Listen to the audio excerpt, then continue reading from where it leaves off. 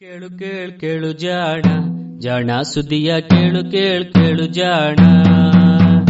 ಇಂದು ಹಂದು ಮುಂದು ಹಿಂದು ಹರಿವು ತಿಳಿವು ಚುಟುಕು ಬೆರಗು ನಿತ್ಯ ನುಡಿಯುವತ್ತು ತರಲು ನಿತ್ಯ ನುಡಿಯುವತ್ತು ತರಲು ಕೇಳಿ ಜಾಣರ ಜಾಣ ಸುದ್ದಿಯ ಕೇಳು ಕೇಳು ಕೇಳು ಜಾಣ ಜಾಣ ಸುದ್ದಿಯ ಕೇಳು ಕೇಳು ಕೇಳು ಜಾಣ. ಸಂಪುಟ 4 ಸಂಚಿಕೆ 101 ಡಿಸೆಂಬರ್ 21, 2020. ವೈದ್ಯಕೀಯದಲ್ಲಿ ಆಕಸ್ಮಿಕಗಳು.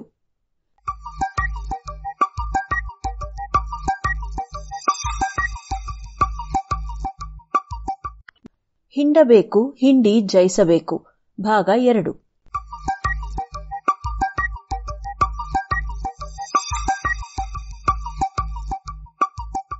ಪಾರಂಪರಿಕ ಸಸ್ಯಗಳಲ್ಲಿ ಲಭ್ಯವಿರುವ ಯಾವುದಾದರೂ ಔಷಧ ಈಗ ಕೆಲಸಕ್ಕೆ ಬಂದರೆ ಯೋಜನೆಯ ಉದ್ದೇಶ ಸಫಲವಾಗುತ್ತದೆ ಎಂದು ಚೀನಾ ಸರ್ಕಾರ ಮಲೇರಿಯಾಕ್ಕಾಗಿ ಹೊಸ ಔಷಧವನ್ನು ಗುರುತಿಸಲು ಯೋಜಿಸಿದ್ದ ಡಾಕ್ಟರ್ ಯು ಅವರ ಲೆಕ್ಕ. ಆದರೆ ಪಾರಂಪರಿಕ ಸಸ್ಯಗಳಲ್ಲಿ ಇರುವ ಔಷಧಗಳನ್ನು ಗುರುತಿಸುವುದು ಸುಲಭದ ಮಾತಾಗಿರಲಿಲ್ಲ. ಪುರಾತನ ಗ್ರಂಥಗಳಲ್ಲಿ ಇದ್ದ ಹೆಸರುಗಳು ಕಾಲ ಕಳೆಯುತ್ತಾ ರೂಪಾಂತರವಾಗಿದ್ದವು. ಅಂದರೆ ಗ್ರಂಥದಲ್ಲಿ ಹೇಳಿದ್ದ ಒಂದು ಹೆಸರಿನ ಗಿಡ ಇಂದು ಅದೇ ಹೆಸರಿನಿಂದ ನಾವು ಗುರುತಿಸುವ ಗಿಡವೇ ಎಂಬುದಕ್ಕೆ ಯಾವ ಖಾತ್ರಿಯೂ ಇರಲಿಲ್ಲ.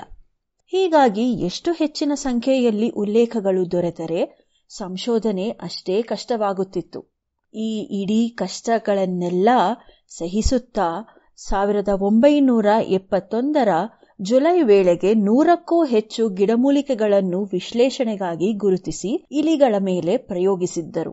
ಮೊದಲಿಗೆ ಡಾಕ್ಟರ್ ಟು ಅವರ ತಂಡ ಎಲ್ಲಾ ಗಿಡಮೂಲಿಕೆಗಳನ್ನು ಪಟ್ಟಿ ಮಾಡಿ ಪ್ರಾಚೀನ ದಾಖಲೆಗಳಲ್ಲಿ ಅತೀ ಹೆಚ್ಚು ಉಲ್ಲೇಖ ಹೊಂದಿರುವ ಆಧಾರದ ಮೇಲೆ ಮೊಟ್ಟ ಮೊದಲಿಗೆ ಕ್ವಿಂಗ್ ಹೌ ಎಂಬ ಸಸ್ಯವನ್ನು ಪರೀಕ್ಷಿಸಿತು.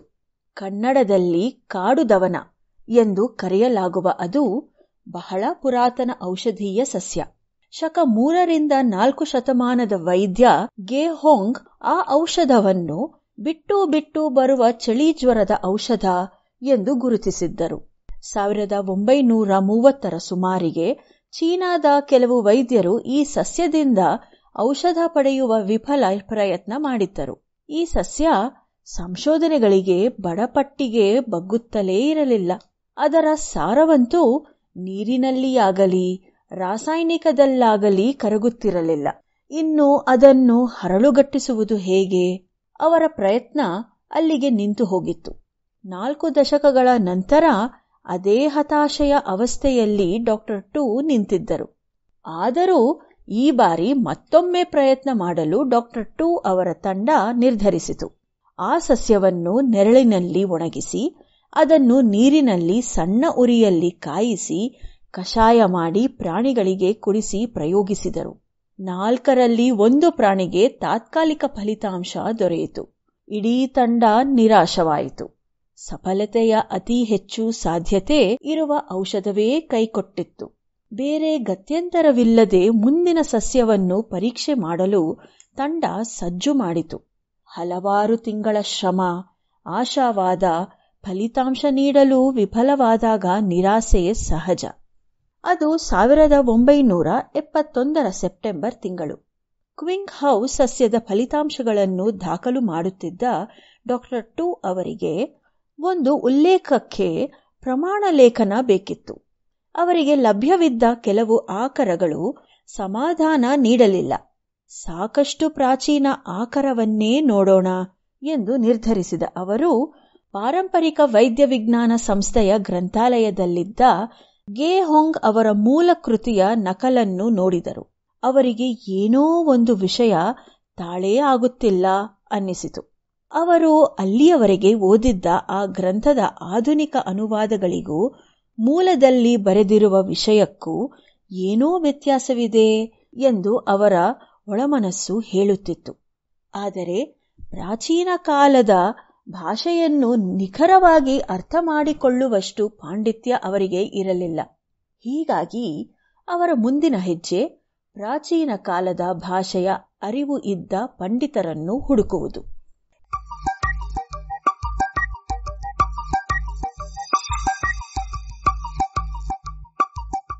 ಸ್ವಲ್ಪ ಪ್ರಯತ್ನದ ನಂತರ ಅಂತಹ ಓರ್ವ ಸಮರ್ಥ ವ್ಯಕ್ತಿ ಡಾಕ್ಟರ್ ಟೂ ಅವರಿಗೆ ದೊರೆತರು. ಇಡೀ ಯೋಜನೆ ರಹಸ್ಯವಾದುದರಿಂದ ಆ ಪಂಡಿತರಿಗೆ ಹೆಚ್ಚಿನ ವಿವರ ಹೇಳುವ ಅವಕಾಶ ಡಾಕ್ಟರ್ ಟೂ ಅವರಿಗೆ ಇರಲಿಲ್ಲ. ಹೀಗಾಗಿ ಕ್ವಿಂಗ್ ಹೌ ಸಸ್ಯದ ಇಡೀ ಅಧ್ಯಾಯವನ್ನು ಆಧುನಿಕ ಭಾಷೆಗೆ ಅನುವಾದ ಮಾಡಿ ಕೊಡುವಂತೆ ಹೇಳಿದರು. ಕೆಲವು ಸಂಶಯಗಳನ್ನು ನಿವಾರಣೆ ಮಾಡಿಕೊಳ್ಳುವ ಸೋಗಿನಲ್ಲಿ ಆ ಸಸ್ಯದಿಂದ ಔಷಧ ಪಡೆಯುವ ಪ್ರಾಚೀನ ವಿಧಾನವನ್ನು ಅಕ್ಷರಶಃ ಕರಾರುವಕ್ಕಾಗಿ ಅರ್ಥ ಮಾಡಿಕೊಂಡರು. ನಂತರ ಮತ್ತಿಬ್ಬರು ಭಾಷಾ ಪಂಡಿತರನ್ನು ಭೇಟಿ ಮಾಡಿ ತಾವು ಅರ್ಥ ಮಾಡಿಕೊಂಡಿರುವ ವಿಷಯ ಸರಿಯಾಗಿದೆ ಎಂದು ಖಚಿತಪಡಿಸಿಕೊಂಡರು. ಅಲ್ಲಿಯವರೆಗೆ ಅವರು ಪಾಲಿಸುತ್ತಿದ್ದ ವಿಧಾನ ಎಲ್ಲಿ ಎಡವಿದೆ ಎಂಬ ಅಂದಾಜು ಅವರಿಗೆ ಸ್ಪಷ್ಟವಾಯಿತು. ಅವರ ಪಾಲಿಗೆ ಅದು ಯುರೇಕಾಗಳಿಗೆ. ಕ್ವಿಂಗ್ ಹೌ ಸಸ್ಯದಿಂದ ಔಷಧವನ್ನು ಪಡೆಯುವ ವಿಧಾನವನ್ನು ಗೇಹೊಂಗ್ ಅವರು ತಿಳಿಸಿದ್ದು ಹೀಗೆ. ಕ್ವಿಂಗ್ ಹೌ ಸಸ್ಯದ ಅರೆಬಲಿತ ಇಡೀ ರೆಂಬೆಯನ್ನು ಎಲ್ಲಾ ಎಲೆಗಳ ಜೊತೆ ಕತ್ತರಿಸಿಕೊಳ್ಳಬೇಕು. ಅದನ್ನು ಕೂಡಲೇ 2 ಶೇಂಗ್ ಸುಮಾರು 400 ಮಿಲಿಲೀಟರ್ ತಂಪಾದ ನೀರಿನಲ್ಲಿ ನೆನೆಸಿ ಕೆಲ ನಿಮಿಷಗಳ ನಂತರ ಅದೇ ನೀರಿನಲ್ಲಿ ಇಡೀ ರೆಂಬೆಯನ್ನು ಎಲೆಗಳ ಜೊತೆಯಲ್ಲಿ ಚೆನ್ನಾಗಿ ಹಿಂಡಬೇಕು. ನೀರಿನ ಬಣ್ಣ ಬದಲಾಗಿ ಅದು ಕಮಟ ಪರಿಮಳ ನೀಡುತ್ತದೆ. ಆ ಹಂತದಲ್ಲಿ ನೀರಿನ ಸ್ವಾದ ಕಹಿಗೆ ಬದಲಾಗುತ್ತದೆ. ಹೀಗೆ ಆಗುವವರೆಗೆ ಹಿಂಡಿದ ಆ ನೀರನ್ನು ಕೂಡಲೇ ಜ್ವರ ಉಳ್ಳ ರೋಗಿಗೆ ಕುಡಿಸಬೇಕು. ಡಾಕ್ಟರ್ ಟೂ ಅವರ ತಂಡ ಅನೇಕ ತಪ್ಪು ಹೆಜ್ಜೆಗಳನ್ನು ಇಟ್ಟಿತ್ತು. ಗಿಡ ಒಣಗಿಸುವುದು, ಕುದಿಸುವುದು, ಕಷಾಯ ಮಾಡುವುದು ಹೀಗೆ. ಗೇಹೊಂಗ್ ಅವರ ಮೂಲ ಕೃತಿಯನ್ನು ಕಾಲಕಾಲಕ್ಕೆ ಆಯಾ ಸಮಯದ ಆಧುನಿಕ ಭಾಷೆಗೆ ಅನುವಾದ ಮಾಡುತ್ತಾ ಹೋದ ಮಂದಿ ಮೂಲದ ಅರ್ಥವನ್ನು ಸರಿಯಾಗಿ ಗ್ರಹಿಸದೆ ಕೆಲವು ತಪ್ಪು ಅರ್ಥಗಳನ್ನು ಕೊಟ್ಟಿದ್ದರು. ಅದು ನಿಧಾನವಾಗಿ ಮುಂದುವರೆದು ತನ್ನ ನೈಜಾರ್ಥವನ್ನು ಪೂರ್ತಿಯಾಗಿ ಕಳೆದುಕೊಂಡಿತ್ತು. ಫಲವಾಗಿ ಆ ಸಸ್ಯದ ಬಳಕೆ ಸೂಚಿತ ಫಲಿತಾಂಶ ನೀಡುತ್ತಿರಲಿಲ್ಲ. ಈ ರಹಸ್ಯ ಕಂಡುಕೊಂಡ ಡಾಕ್ಟರ್ ಟೂ ಕೂಡಲೇ ತಮ್ಮ ತಂಡಕ್ಕೆ ಕ್ವಿಂಗ್ ಹೌ ಸಸ್ಯದ ಪ್ರಯೋಗಗಳನ್ನು ಮತ್ತೆ ಆರಂಭಿಸುವಂತೆ ಹೇಳಿದರು. ತಟಸ್ಥ ಪಿಎಚ್ ವಾತಾವರಣದಲ್ಲಿ 35 ಡಿಗ್ರಿ ತಾಪಮಾನದಲ್ಲಿ ಆವಿಯಾಗುವ ಈಥರ್ ದ್ರಾವಣವನ್ನು ಬಳಸಿ ಕ್ವಿಂಗ್ ಹೌ ಸಸ್ಯದ ಸಾರವನ್ನು ಪಡೆದರು. ಹೀಗೆ ಪಡೆದ ಔಷಧವನ್ನು ಪ್ರಯೋಗ ಮಾಡಿದಾಗ ಅದ್ಭುತ ಪರಿಣಾಮಗಳು ಕಂಡವು. ಇತರ ಔಷಧಗಳಿಗೆ ಜಗ್ಗದ ಮಲೇರಿಯಾ ಈ ಔಷಧಕ್ಕೆ ಜಗ್ಗಿತ್ತು. ಹೀಗೆಯೇ ಮುಂದುವರೆದು ಔಷಧವನ್ನು ಮತ್ತಷ್ಟು ಪ್ರಮಾಣದಲ್ಲಿ ಶುದ್ಧಗೊಳಿಸಿ 1972 ಆಗಸ್ಟ್ ತಿಂಗಳಲ್ಲಿ ಮಲೇರಿಯಾದ 21 ರೋಗಿಗಳ ಮೇಲೆ ಪ್ರಯೋಗಿಸಿದರು. ಅವರಲ್ಲಿ 19 ರೋಗಿಗಳು ಸಂಪೂರ್ಣ ಗುಣಮುಖರಾದರು. ರೋಗಿಗಳ ರಕ್ತದಿಂದ ಪ್ಲಾಸ್ಮೋಡಿಯಂ ಪರೋಪಜೀವಿ ಬಹಳ ಬೇಗ ನಿರ್ಮೂಲವಾಗುತ್ತಿತ್ತು. ಆದರೆ ಇಡೀ ಯೋಜನೆ ರಹಸ್ಯಮಯವಾದ್ದರಿಂದ ಸಂಭ್ರಮಿಸಲು ಅವಕಾಶವೇ ಇರಲಿಲ್ಲ. ಯಾರೂ ನಿರೀಕ್ಷಿಸದ ಒಂದು ಆಕಸ್ಮಿಕ ಇಡೀ ಯೋಜನೆಯ ದಿಕ್ಕನ್ನೇ ಬದಲಿಸಿತ್ತು.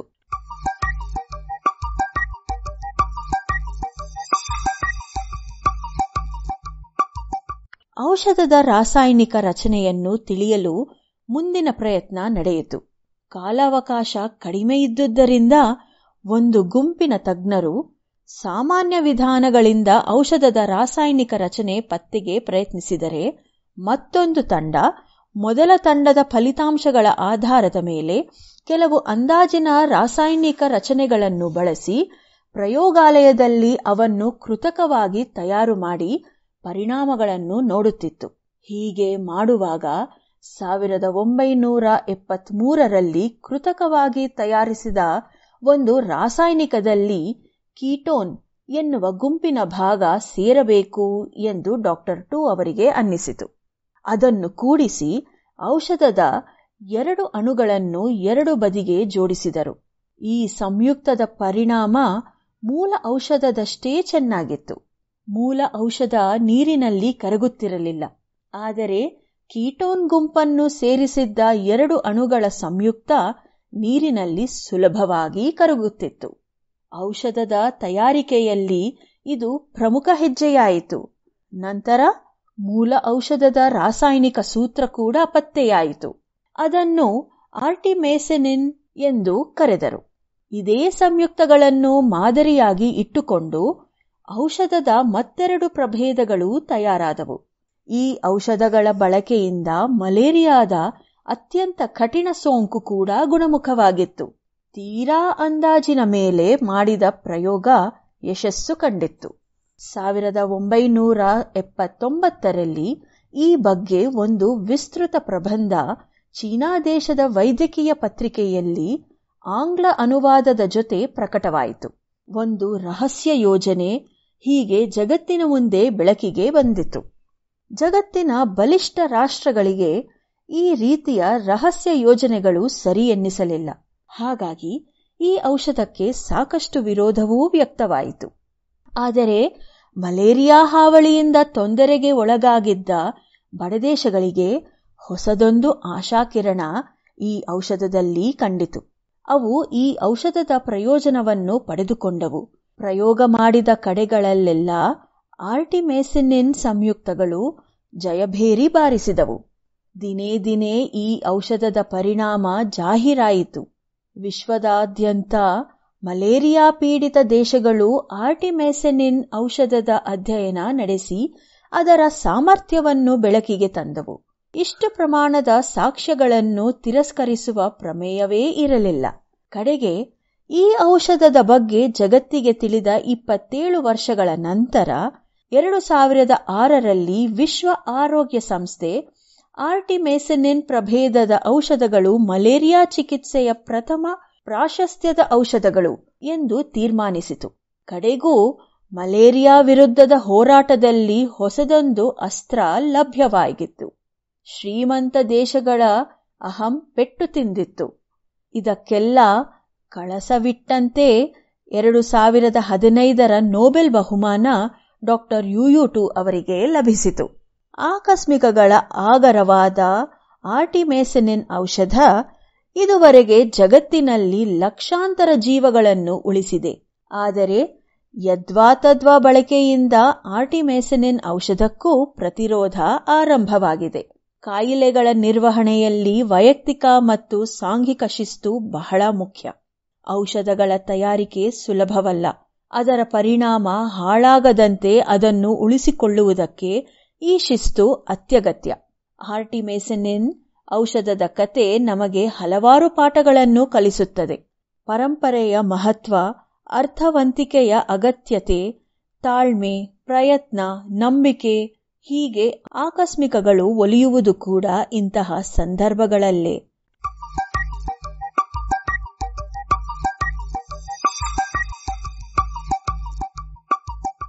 ಇದು ಇಂದಿನ ವೈದ್ಯಕೀಯದಲ್ಲಿ ಆಕಸ್ಮಿಕಗಳು.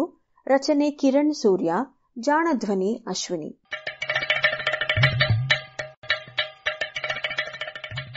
ಜಾಣ ಸುದ್ದಿಯ ಬಗ್ಗೆ ಸಲಹೆ ಸಂದೇಹಗಳು ಇದ್ದಲ್ಲಿ ನೇರವಾಗಿ 9886640328 ಈ ನಂಬರಿಗೆ ವಾಟ್ಸಪ್ ಮಾಡಿ, ಇಲ್ಲವೇ ಕರೆ ಮಾಡಿ.